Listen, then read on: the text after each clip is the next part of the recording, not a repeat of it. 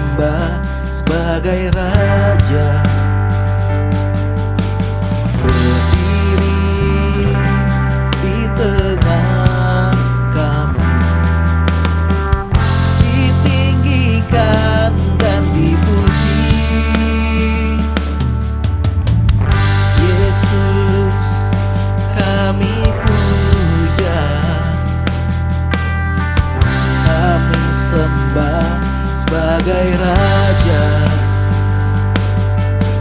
Berdiri di tengah kami, ditinggikan dan dipuji.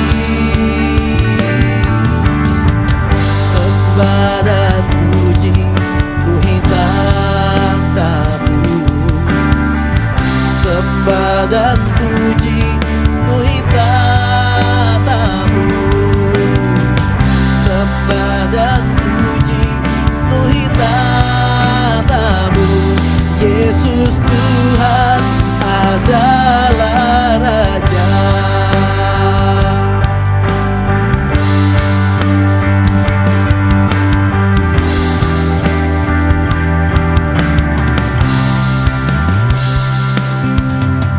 Yesus kami puja,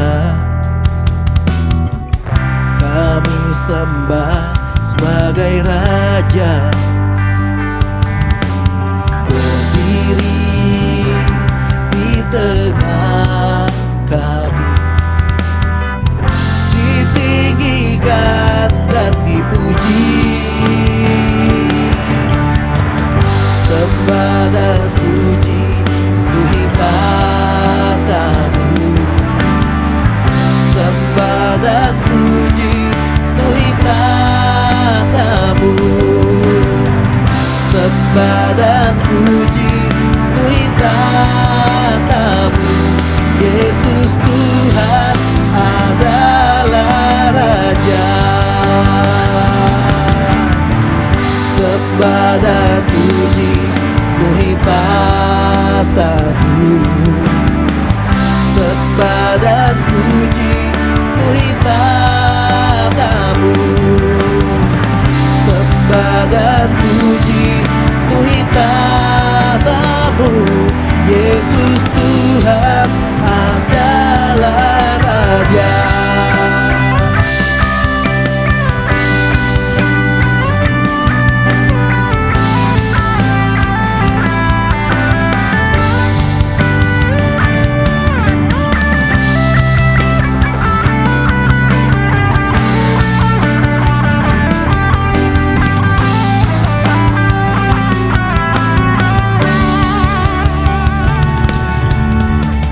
Sembah dan puji penuhi tatamu.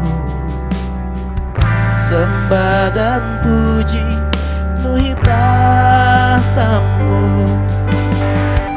Sembah dan puji penuhi tatamu. Yesus Tuhan adalah Raja.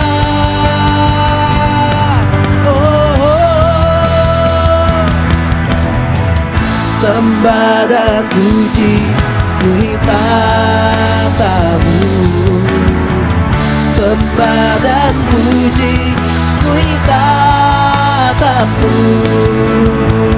Sembah dan puji penuhi tatamu. Yesus Tuhan adalah Raja.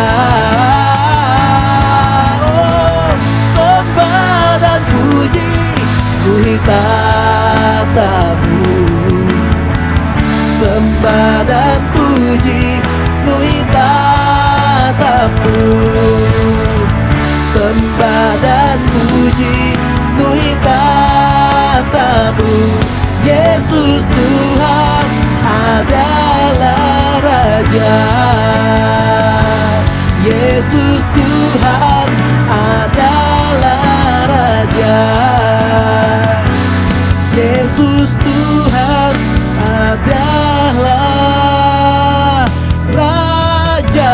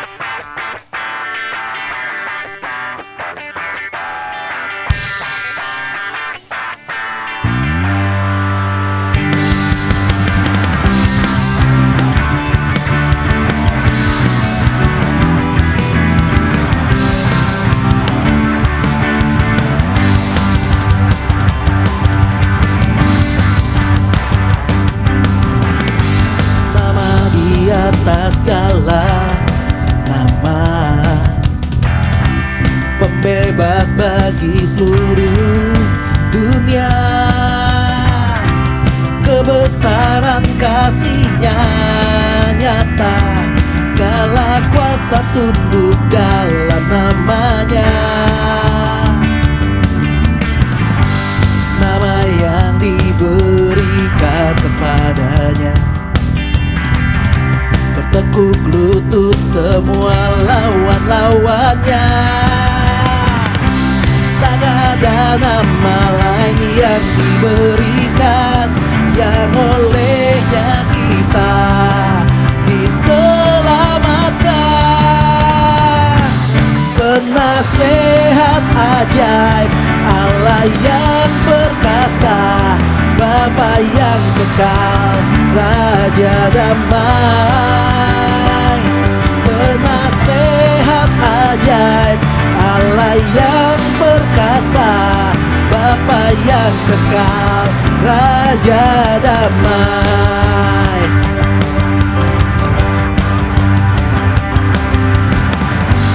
Nama yang diberikan kepadanya, bertekuk lutut semua lawan-lawannya. Tak ada nama lain yang diberikan, yang olehnya kita diselamatkan. Penasehat ajaib, Allah yang perkasa, Bapa yang kekal, Raja damai. Penasehat ajaib, Allah yang perkasa, Bapa yang kekal, Raja damai.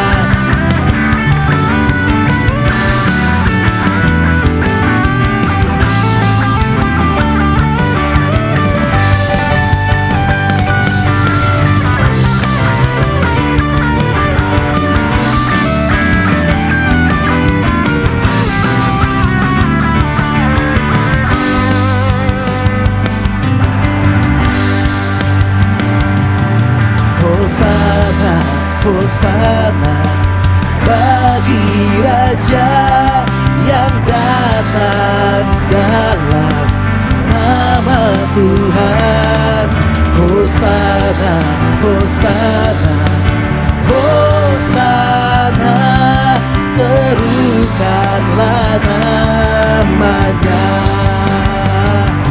Penasehat ajaib, penasehat ajaib, Allah yang perkasa, Bapa yang kekal, Raja damai. Penasehat ajaib, Allah yang perkasa, Bapa yang kekal, Raja damai. Bapa yang kekal, Raja damai. Bapa yang kekal, Raja damai.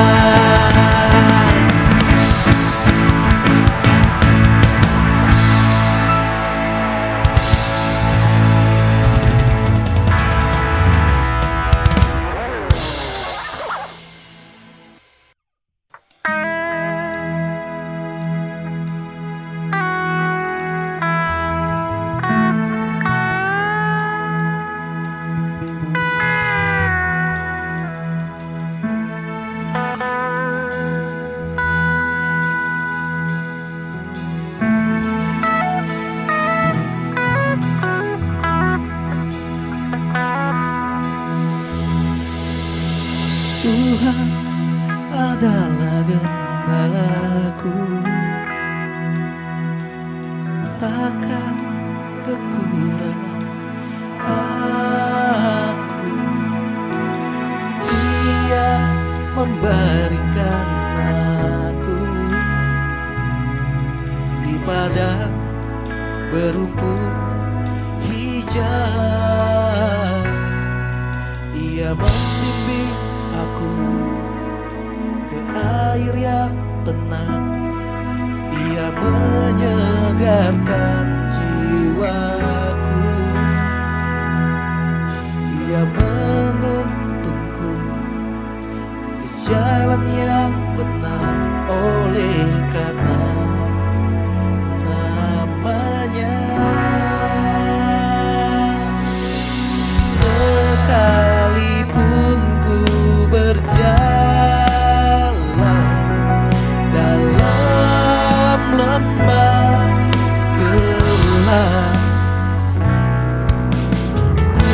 tak takut bahaya, sebab Engkau besertaku.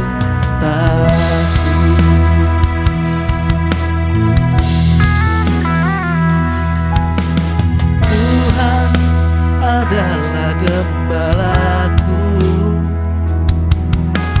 takkan kekurangan aku. Ia memberikan aku di padang berumput hijau. Ia memimpin aku ke air yang tenang. Ia menyegarkan jiwaku. Ia menuntunku ke jalan yang benar, oleh karena namanya. Sekalipun ku berjalan dalam lembah gelap, ku tak takut bahaya, sebab Engkau besertaku.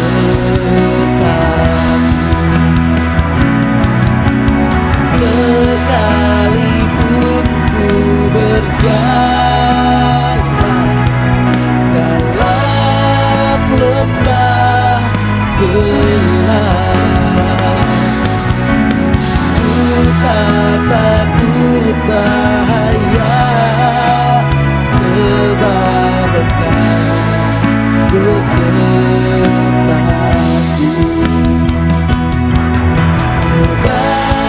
Kebajikan kemurahan-Mu mengikuti aku seumur hidupku.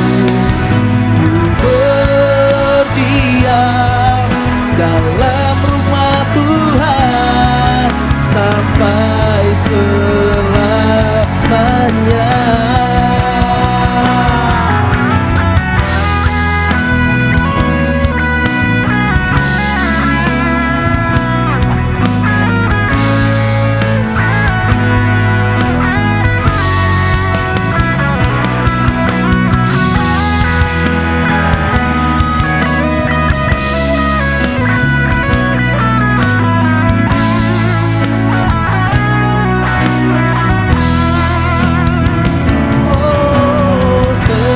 Sekalipun ku berjalan dalam lembah gelap,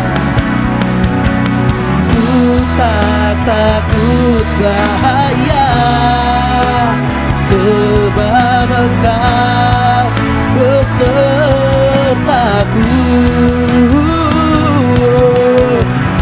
Sekalipun ku berjalan dalam lembah gelap, ku tak takut bahaya, sebab Engkau besertaku. Sebab Engkau besertaku.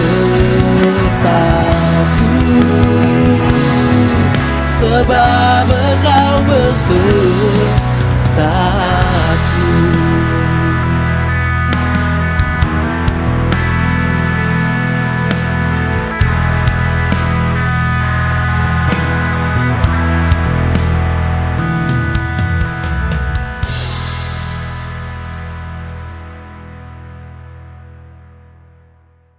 Halo teman-teman semua yang sudah pulang, selamat pagi, selamat siang, selamat sore, dan selamat malam bagi kalian semua yang menikmati ibadah online hari ini. Sebelum kita mendengarkan firman Tuhan, mari kita berdoa. Tuhan Yesus, terima kasih untuk setiap kami, berikan kesehatan lebih lagi Tuhan. Sebentar kami akan mendengarkan firman-Mu. Kami berdoa untuk hamba-Mu yang akan melayani hari ini, biar Tuhan urapi setiap perkataannya supaya bisa menjadi rema bagi setiap kami. Dalam nama Tuhan Yesus kami berdoa. Amin. Tuhan memberikan batasan untuk menjaga dan melindungi kita. Tuhan memberikan batasan karena Dia tahu betul kapasitas kita. Namun ada batasan-batasan yang salah yang harusnya kita atasi karena dapat menghambat dan menghalangi pertumbuhan kita. Shalom teman-teman home, saya Ferry Velani dan hari ini saya membahas soal menembus batasan.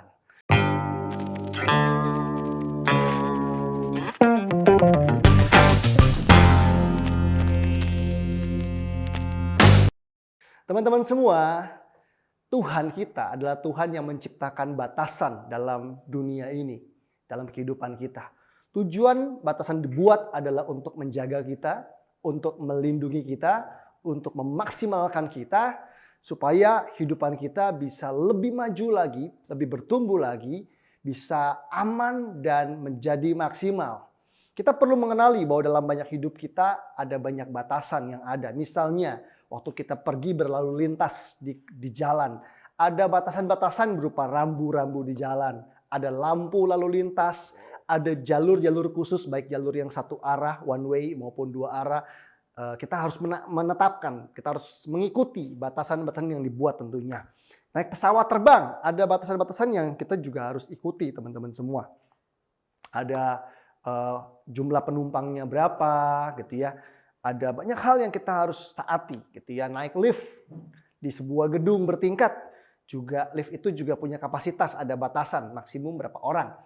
Intinya batasan-batasan ada itu untuk menjaga kita.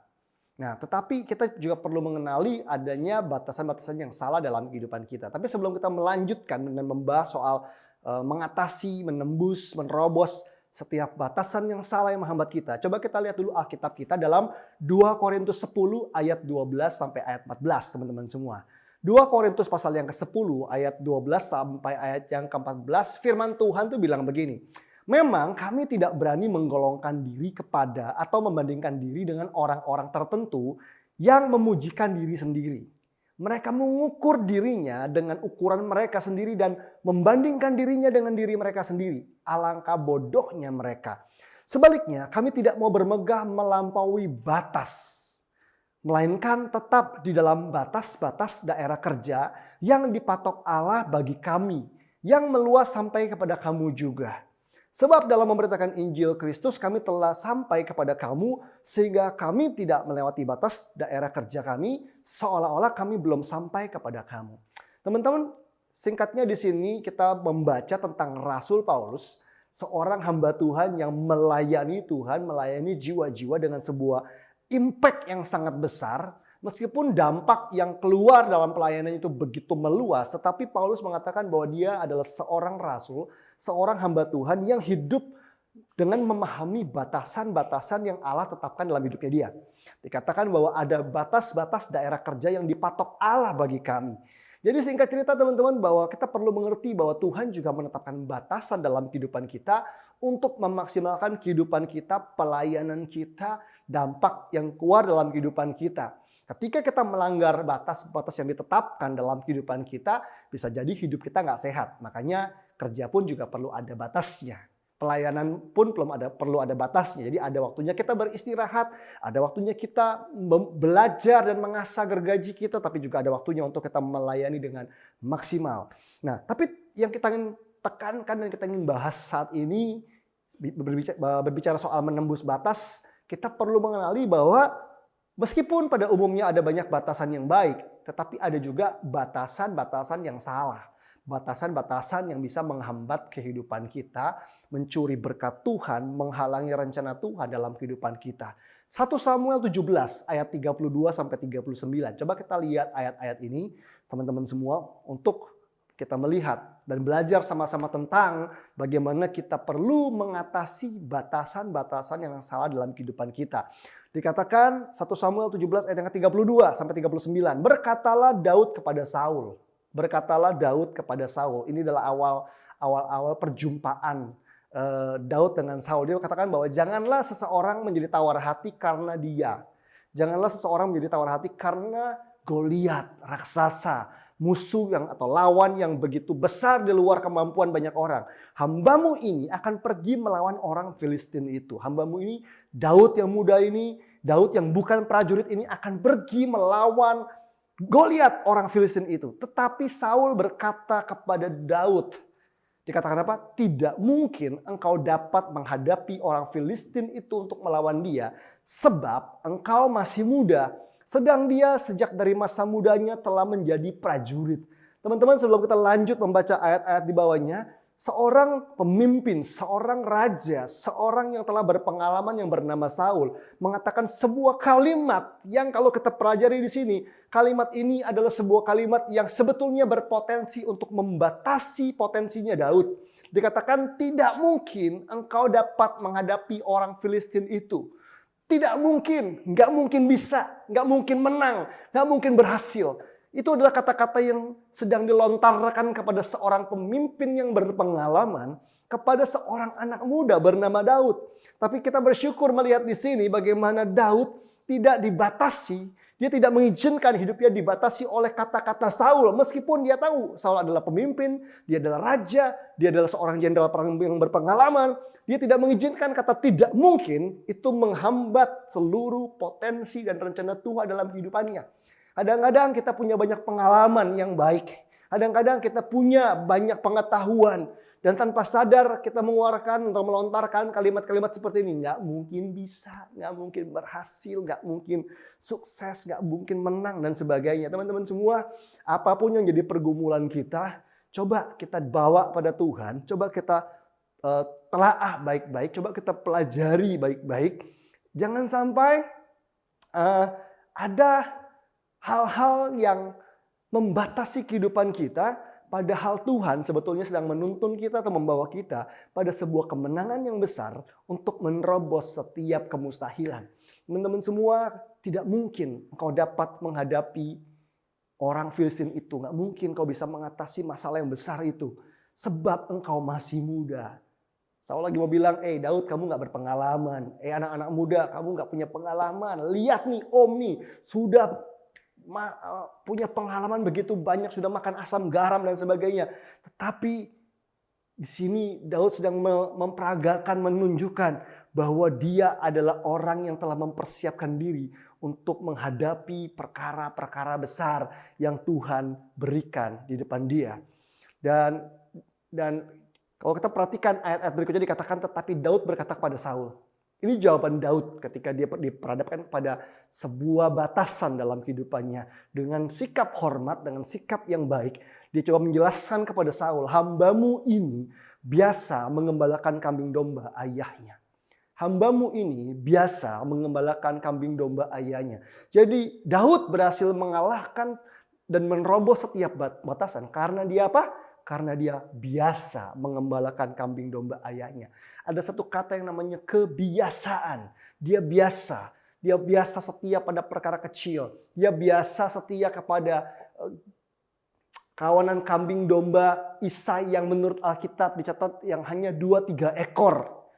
Untuk melawan singa dan beruang. Dilanjutkan di ayat berikutnya dikatakan, apabila datang singa atau beruang yang menerkam seekor domba dari kawanannya, maka aku mengejarnya, menghajarnya dan melepaskan domba itu dari mulutnya. Teman-teman, ini bukan main-main loh. Yang dilawan bukan kucing, yang dilawan bukan anjing, yang dilawan bukan ayam gitu ya. Ini dilawan adalah beruang dan singa. Tetapi Daud belajar bertanggung jawab. Dan dia belajar untuk membangun sebuah kebiasaan yang bertanggung jawab terhadap apa yang dipercayakan pada hidupnya. Yang orang hari itu mungkin gak lihat.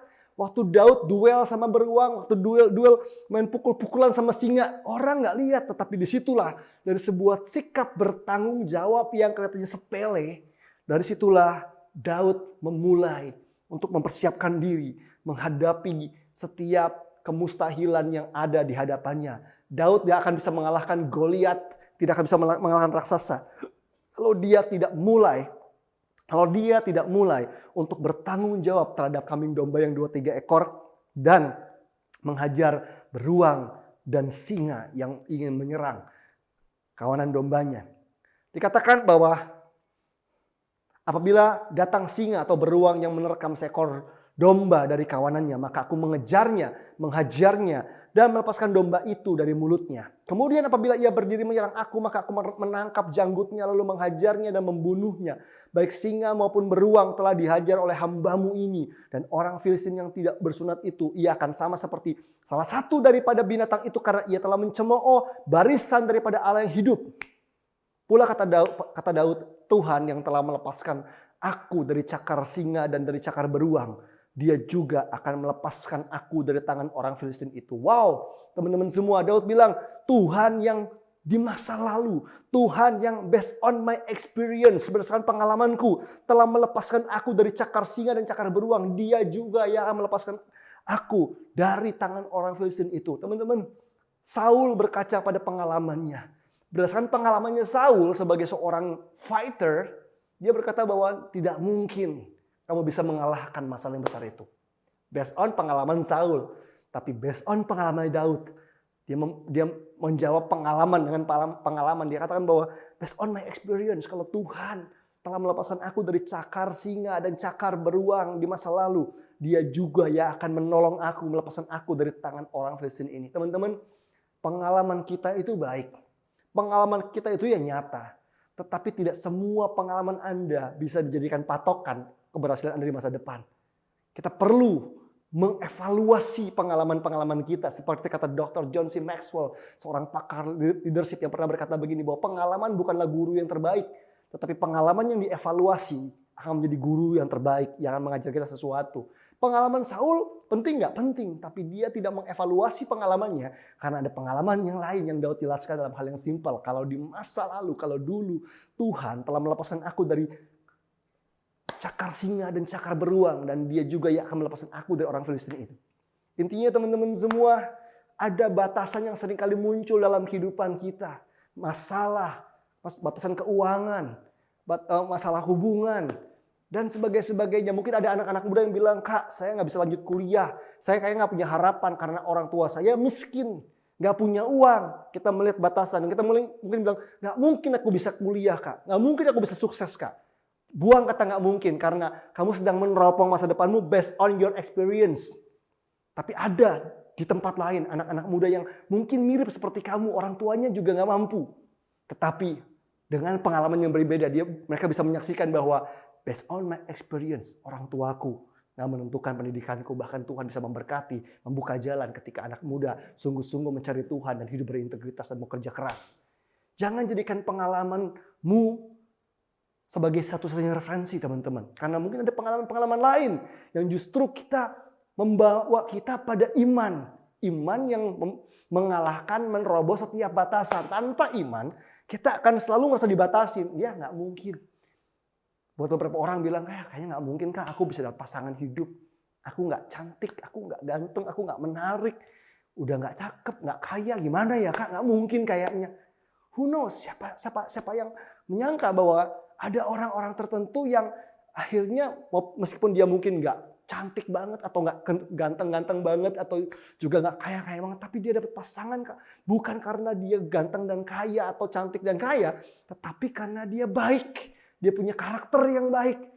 Karakter yang baik yang bisa membawa orang tersebut berhasil di masa depan. Jadi berkat bagi banyak orang. Teman-teman yang masih muda-muda, jangan pikir orang tuh cuma kepengen sama kita karena kita keren, ganteng, modis, kaya. Enggak juga. Karena ada orang-orang yang meskipun keren, kaya, gitu ya, cantik dan sebagainya, kalau kita menghabiskan waktu sama orang ini, kita nggak nyaman. Bawanya sebel, bawanya jengkel, bawanya senewen dan sebagainya. Karena nggak asik, nggak nyambung, menyebalkan dan sebagainya. Tetapi ada anak-anak muda atau orang-orang lain yang mungkin tadi penampilannya biasa aja. Nggak keren-keren banget, nggak cantik-cantik banget, nggak kaya-kaya banget. Tetapi hidupnya jadi berkat. Kata-katanya membangun. Dekat sama dia tuh kayaknya kita merasakan damai sejahtera dan sukacita dan sebagainya. That's why jangan batasi Tuhan dengan pemikiranmu sendiri. Dengan penilaianmu, dengan apa kata dunia. Lihat dong, orang tuh lebih suka yang begini-begini, begitu. Teman-teman semua, jangan izinkan apa yang kamu lihat di sosial media untuk membatasi kehidupanmu. Karena anak-anak Tuhan, anak-anak muda yang mengasihi Tuhan, adalah anak-anak muda yang bisa mengerjakan terobosan. Apa yang nggak mungkin dikerjakan, apa yang nggak mungkin terjadi menurut dunia, bisa terjadi dalam kehidupan kita karena kita masuk dalam rencana Tuhan. So jangan izinkan penampilanmu, latar belakang keluargamu, latar belakang pendidikanmu, bahkan kegagalan dan dosa-dosamu di masa lalu untuk menghalangimu maju. Jangan biarkan kejatuhanmu di masa lalu menjadi batasan yang menghambatmu untuk menjadi maksimal hari ini. Selama ada pertobatan yang sungguh-sungguh, selama ada kerja keras yang sungguh-sungguh, selama kamu menghargai anugerah Tuhan dan hidup sungguh-sungguh, membangun dirimu dengan sungguh-sungguh, saya percaya kamu bisa mengatasi setiap batasan dalam kehidupanmu. Teman-teman semua, jangan izinkan kata nggak mungkin yang muncul di kepalamu, yang muncul dari mulut orang lain itu membatasi kehidupanmu, teman-teman. Coba lihat hidupmu. Coba periksa hidupmu. Saya nggak bilang bahwa semua hal pasti mungkin terjadi. Tetapi coba lihat, jangan-jangan kata-kata nggak mungkin yang sering muncul dalam hidupmu adalah kata-kata nggak mungkin yang tidak tepat. Yang harusnya Tuhan tahu bahwa dalam hal-hal tertentu, you can do it. Kamu bisa menerobos semua kemustahilan yang ada di hadapanmu hari-hari ini. Coba kita lihat teman-teman, yang firman Tuhan berkata, baik singa maupun beruang telah dihajar oleh hamba-Mu ini, dan orang Filistin yang tidak bersunat itu, ia akan sama seperti salah satu daripada binatang itu karena dia telah mencemooh barisan daripada Allah yang hidup. Kata-kata ini bukan kesombongan, ini kata-kata iman yang muncul bukan dari mulut prajurit, tapi mulut seorang anak muda, gembala muda yang Tuhan didik dan Tuhan persiapkan dalam kehidupannya, teman-teman. Pula kata Daud, Tuhan yang telah melepaskan aku dari cakar singa dan dari cakar beruang, dia juga yang akan melepaskan aku dari tangan orang Filistin itu. Kata Saul kepada Daud, pergilah, Tuhan menyertai engkau. Ternyata pemimpin ini bisa berubah pikiran karena ada anak muda yang yakin bahwa dia bisa menembus batas, bahwa dia bisa menerobos setiap batasan yang ada di hadapannya karena dia tahu Allah menyertainya. Teman-teman, kalau kita flashback sebentar, beberapa jam, beberapa menit sebelum kejadian Daud berjumpa dengan Saul, sebelum Daud berjumpa dan menyaksikan Goliat, kita ingat kisahnya hari itu seperti hari-hari biasanya. Daud sedang mengembalakan kambing domba mungkin. Dan Isai bilang apa bapaknya? Antarkan makanan ini. Antarkan makanan untuk kakak-kakakmu yang ada di medan pertempuran. Hari itu kalau kita lihat Daud mendapatkan sebuah pekerjaan, tugas yang kelihatannya sepele. Sepele banget, nganterin makanan. Hari itu mungkin Daud juga nggak kebayang bahwa dia akan terlibat pertempuran. Nggak kebayang. Tapi lihat, karena Daud tidak pernah meremehkan perkara-perkara sepele. Perkara-perkara yang dianggap remeh. Dia kerjakan dengan setia. Lihat, hari itu menjadi sebuah titik balik. Hari itu menjadi sebuah momentum yang membawa hidupnya Daud berubah total, teman-teman semua. Kalau kita baca kisahnya, kita tahu bahwa kisah pertempuran Daud dan Goliat menjadi sebuah titik balik yang besar dalam kehidupan Daud yang membuat dia tidak pernah sama lagi. Kenapa itu bisa terjadi? Karena Daud tidak mengizinkan batasan-batasan yang salah itu menghalangi kehidupannya. Nah, yang menarik adalah di ayat berikutnya dikatakan, lalu Saul mengenakan baju perangnya kepada Daud. Teman-teman, Daud bukan prajurit. Dia cuma gembala muda, anak bungsu yang mengembalakan kambing domba ayahnya. Wajar buat Saul untuk khawatir. Ini anak gimana bisa menang? Ya oke deh, dipinjamkan baju perang gitu ya. Lalu Saul mengenakan baju perangnya kepada Daud. Ditaruhnya ketopong tembaga di kepalanya dan dikenakannya baju zirah kepadanya. Teman-teman, baju perang zaman dulu berat. Besar, berat. Untuk melindungi kita dari senjata dan mara bahaya dalam pertempuran. Lalu Daud bahkan mengikatkan pedangnya di luar baju perangnya.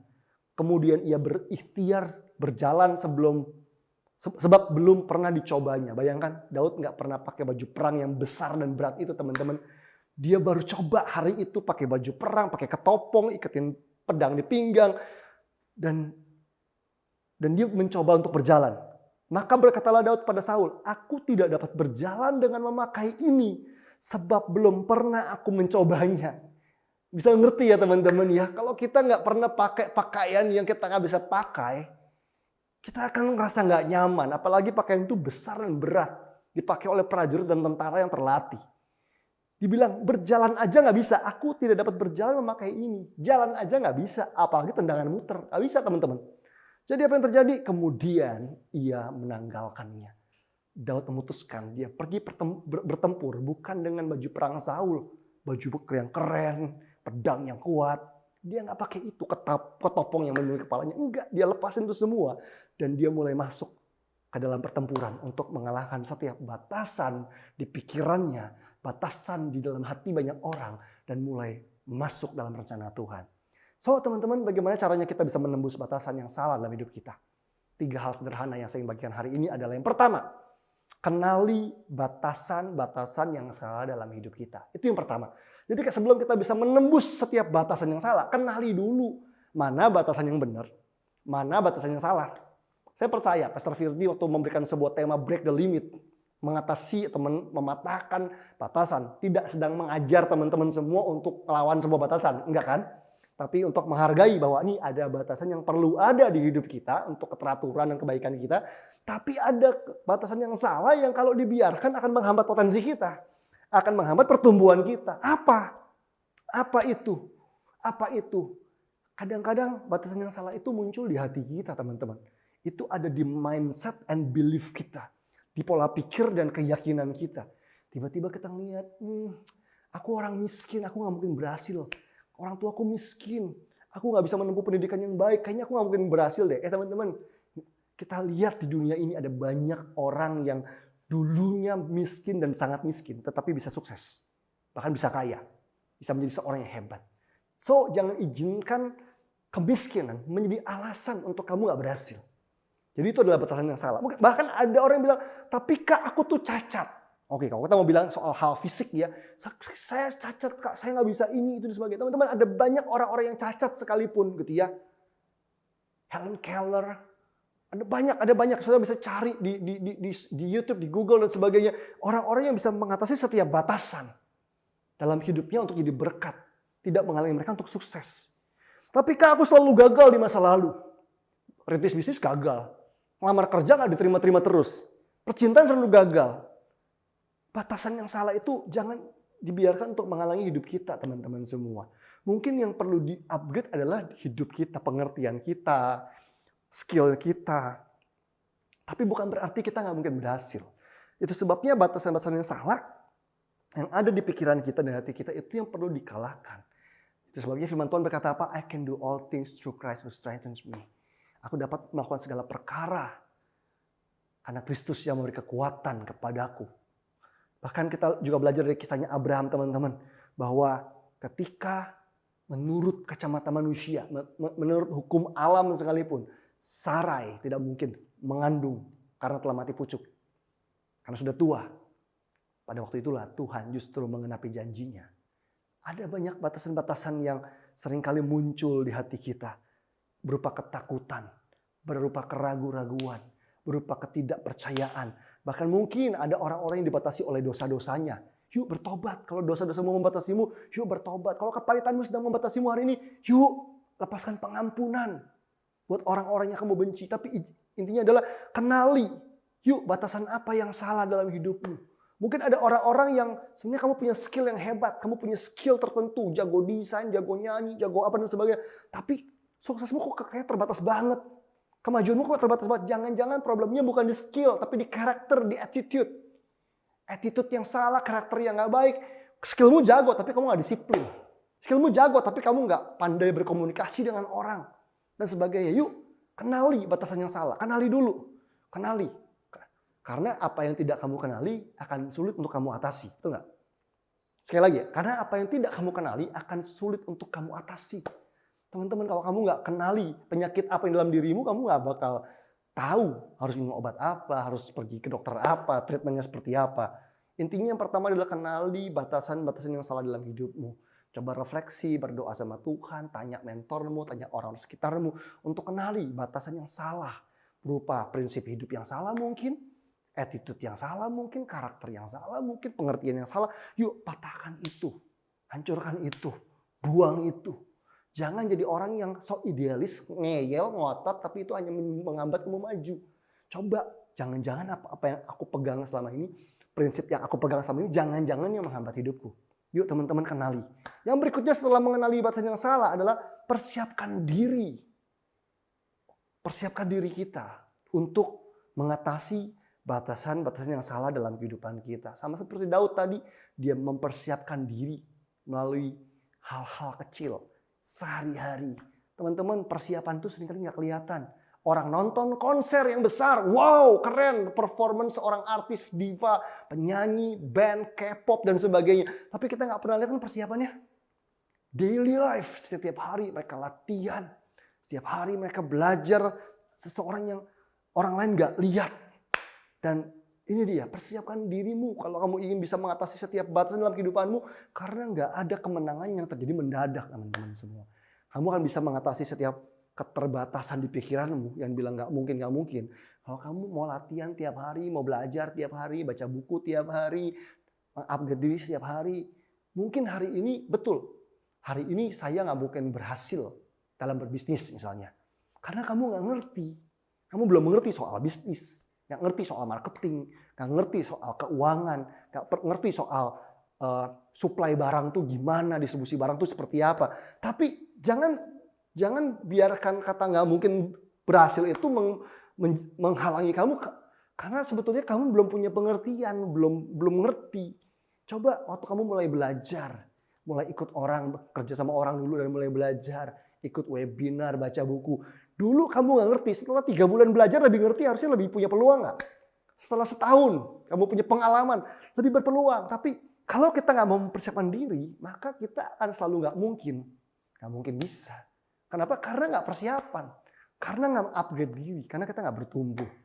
Sesuatu akan nggak mungkin ya kalau kita kemampuannya, pengetahuannya tetap sama seperti dulu. Dan yang ketiga, yang terakhir adalah untuk kita bisa mengatasi batasan dalam hidup kita adalah gini. Jadilah diri sendiri yang terus bertumbuh. Jadilah diri sendiri yang terus bertumbuh. Saudara mungkin teman-teman pernah dengar kata be yourself gitu ya. Oke, be yourself itu adalah sebuah kata yang netral, tergantung gimana kita mengartikannya. Kalau diartikan secara salah, ya udah gue be yourself aja. Gue jadi diri sendiri aja, pokoknya gue nggak mau diatur-atur. Bisa bener, bisa salah, bisa bener gitu ya. Salah kalau kita bilang be yourself aja, pokoknya gue gini-gini aja. Artinya kalau be yourself itu artinya gue nggak mau bertumbuh, gue mau gini-gini aja, suka-suka gue. Hidup kita akan terbatas, teman-teman. Hidup kita nggak bisa maju. Kalau kita cuma mau seadanya be yourself itu. Tetapi kalau kita bilang gue mau be yourself, artinya aku mau jadi diriku sendiri yang terus bertumbuh. Nah ini beda lagi. Kita ingin menemukan keunikan kita. Kita mengenali strength and weakness kita. Kita tahu kelebihan kekuatan kita dan kita membawa diri kita maju. Contohnya Daud. Daud coba menerapkan be yourself tadi dengan cara yang benar. Daud ditawari baju perang oleh Saul. Hanya karena seorang raja memberi Daud baju perang, tidak berarti dia harus memakainya. Kenapa? Karena dia nggak bisa jadi Saul. Dia bukan prajurit dan dia tidak terlatih dengan pedang dan semua baju perang itu. Dia terlatih dengan umban dan batu, teman-teman. So, Daud coba be yourself, menjadi dirinya sendiri, tapi yang terus bertumbuh. Karena dia ada seorang anak muda yang nggak pernah jadi prajurit, tapi dia terus belajar, bertanggung jawab, berkembang, bertumbuh di padang rumput, melalui tanggung jawabnya, dan dia, meskipun dia nggak bisa pakai baju perang, dan dia juga nggak bisa pakai pedang, tapi dia pandai menggunakan umban dan batu, teman-teman. So, jadilah diri sendiri yang terus bertumbuh. Jadilah diri sendiri yang terus mengupgrade diri. Teman-teman semua, jangan izinkan ketakutan membatasi hidupmu. Jangan izinkan kepahitan yang terjadi, luka-luka yang kamu alami, membatasi hidupmu. Jangan izinkan ketidakpercayaanmu membatasi hidupmu. Jangan izinkan pengalamanmu di masa lalu membatasi hidupmu. Jangan izinkan latar belakang pendidikanmu membatasi hidupmu. Jangan izinkan kegagalanmu membatasimu. Jangan izinkan trauma dalam hidupmu untuk membatasi kehidupanmu. Dan jangan izinkan kejatuhanmu di masa lalu untuk membatasi hidupmu, teman-teman. So, break the limit. Hancurkan semua batasan yang salah dan jadilah maksimal. Batasanmu adalah ini. Satu hal yang harus membatasi hidupmu adalah kehendak Tuhan. Kamu bisa bertumbuh sebebas-bebasnya, kamu bisa maju sebebas-bebasnya, tapi batasanmu adalah kehendak Tuhan. Kalau itu bukan kehendak Tuhan, meskipun itu mudah, meskipun itu kayaknya menguntungkan, meskipun itu menggiurkan, jangan ambil, jangan terima. Jangan jalani, jangan lakukan. Izinkan kehendak Allah itu membatasi hidupmu. Tapi selebihnya adalah jadilah orang yang terus-menerus bisa mengalahkan setiap batasan dalam kehidupan kita. jadi yang terbaik dalam kehidupan kita. Ayat yang terakhir, teman-teman, Yesaya 28 ayat 20-21 bicara soal break the limit, menembus dan mengatasi batasan yang salah. Yesaya 28 ayat 20-21 bilang begini, sebab tempat tidur akan kurang panjang untuk dipakai memujurkan diri, dan selimut akan kurang lebar untuk dipakai menyelubungi diri. Sebab Tuhan akan bangkit seperti di gunung Perasim, ia akan mengamuk seperti di lembah dekat Gibeon, untuk melakukan perbuatannya, ganjil perbuatannya itu, dan untuk mengerjakan pekerjaannya, ajaib pekerjaannya itu. Teman-teman semua, firman Tuhan bilang begini, dalam sebuah perumpamaan yang sederhana. Sebab tempat tidur akan kurang panjang untuk dipakai membujurkan diri. Teman-teman, waktu saya punya bayi, Adriel anak saya masih kecil, masih bayi, kita punya box bayi di rumah. Box bayi gitu ya. Jadi box bayinya dipasang, anaknya tuh kecil. Adriel lahir kecil, ditaruh di tengah begitu kan kecil. Tapi seiring dia bertumbuh, berkembang, minggu demi minggu, bulan demi bulan, tiba-tiba dia berkembang sampai kepalanya dan kakinya tuh udah sampai ujung box. Bertumbuh. Box bayinya itu tetap saja ukurannya. Dia nggak bertumbuh, nggak berubah, nggak jadi tambah panjang. Tapi bayinya, anaknya itu bertumbuh jadi makin panjang dan makin besar. Jadi dikatakan tempat tidur akan kurang panjang, itu bukan karena tempat tidurnya mengecil, tetapi karena orangnya bertumbuh. Dan dikatakan bahwa selimut yang dipakai akan kurang lebar untuk menyelubungi diri. Itu bukan karena selimutnya mengecil, tapi karena orangnya, karena anaknya membesar. Artinya ayat ini bicara soal pertumbuhan. Ayat ini bicara soal pertumbuhan. Teman-teman, waktu saya punya anak, saya makin sadar ya, yang namanya anak itu cepat banget gedenya. Cepat sekali besarnya. Kita belikan sepatu gitu ya, ada promo, sepatu Adidas asli, sale, beli gitu ya. Kita beli buat Adriel. Nggak lama pandemi. Jadi jarang keluar rumah. Begitu satu kali kita mau keluar, dalam waktu setahun kemudian kita mau keluar, mau pakai sepatunya. Sepatunya baru dipakai 1-2 kali dan sudah nggak muat sepatunya, teman-teman. So apa yang terjadi? Karena Adriel bertumbuh, maka ada hal-hal yang dulu dia bisa pakai, sekarang nggak bisa pakai. Baju-bajunya sudah lagi nggak muat. Jaketnya sudah lagi nggak muat. Sepatunya sudah lagi nggak muat. Nah, seandainya saya mikir gini, sayang ya, ini baju masih bagus loh, baru dibeli, baru dipakai 1-2 kali, jaketnya juga, sepatunya juga nih gitu ya, baru dipakai 2 kali, Adidas asli, keren banget gitu ya, aduh. Tapi udah gak muat gitu. Tapi sayang, harus pakai aja pokoknya. Harus dipakai, jangan boros dan sebagainya. Teman-teman, apa yang terjadi? Sepatu itu tidak boleh membatasi kaki, betul nggak? Sepatu yang ada tidak boleh membatasi kaki. Kalau saya paksakan sepatu itu dipakai oleh Adriel, saya sedang menghambat pertumbuhan kakinya. Kalau jaket dan baju yang sudah nggak muat saya paksakan dipakai, saya sedang menghambat pertumbuhan tubuhnya, badannya. Nah, teman-teman semua, kalau kita menjadi orang yang ingin menerobos setiap batasan, kita akan bisa menerobos setiap batasan kalau kita mau bertumbuh. Dan jangan kaget kalau kita bertumbuh, teman-teman. Ada hal-hal yang dulu fit kita pakai. Yang dulu kita bisa fit untuk kita kenakan di hidup kita. Sudah lagi kita nggak bisa pakai. Kita harus singkirkan, kita harus tinggalkan, kita harus buang, kita harus ganti. Karena apa? Karena kita bertumbuh. Kalau kita mau jadi orang-orang yang bisa break the limit, menerobos batasan, yuk bertumbuhlah. Dan jangan izinkan segala sesuatu membatasi pertumbuhan kita. Sama seperti sepatu tidak boleh membatasi pertumbuhan kaki anak saya. Apapun itu. Yuk, tujuan break the limit bukanlah memberontak. Tapi tujuan break the limit adalah supaya kita bisa bertumbuh dan lebih lagi mengenapi rencana Allah. Mari kita berdoa. Tuhan Yesus, terima kasih buat hari ini, buat firman-Mu. Kami berdoa supaya kami semua anak-anak-Mu Tuhan di tempat ini tidak mengizinkan batasan-batasan yang salah menghambat kehidupan kami. Menghambat kami bertumbuh, menghambat kami maju. Apapun yang pernah terjadi dalam kehidupan kami, kejatuhan, kegagalan, pengalaman, kalaupun kami pernah mengalami kesusahan finansial, atau konflik-konflik, ataupun sakit penyakit. Kami tidak mau semua itu menghambat kami, menghalangi kami untuk maju, membatasi kami untuk maju. Kami mau batasan kami cuma satu, yaitu kehendak Allah. Dan selebihnya kami mau berjalan dalam rencana Tuhan, menerobos setiap batasan dan menjadi pemenang, menjadi maksimal dan jadi berkat bagi banyak orang. Terima kasih Bapa di surga, berkati seluruh keluarga besar Home yang ada di tempat ini, biar kami semua tahun ini menjadi orang-orang yang menerobos setiap batasan yang salah dan menjadi orang-orang yang maksimal di dalam Tuhan. Terima kasih Tuhan, dalam nama Yesus Kristus kami berdoa dan mengucap syukur. Haleluya. Amin. Mari kita mempersiapkan diri untuk perjamuan kudus. Mari kita angkat roti di tangan kanan kita.